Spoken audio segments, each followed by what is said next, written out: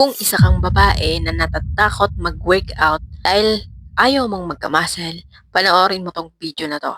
Ako nga pala si Bro, payat pero nag-workout. Una sa lahat, kapayatot, hindi basta-basta lumalaki ang muscle ng mga babae. Dahil wala tayong mataas na testosterone kagaya ng mga sa lalaki. At hindi bigat ang nagpapalaki sa muscle, kundi sistema, kapayatot. So, kung ayaw mong lumaki na parang mga may muscle-muscle bilang isang babae, wag na wag mong gagawin ang apat na to, kapayatot. Una is ang pagbubuhat ng sobrang bigat plus progressive overload. Pangalawa, ang calorie surplus or sobra-sobrang kain dahil nagutom ka dahil sa sobrang bigat ng binuhat mo, kapayatot.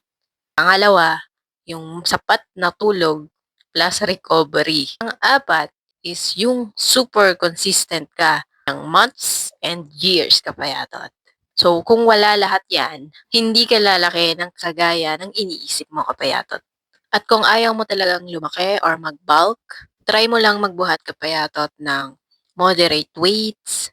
Tapos, kontrolin mo lang yung mga kaya mo lang para pagkakain ka is hindi ka masyadong magugutom para hindi ka mapasobra sa kain.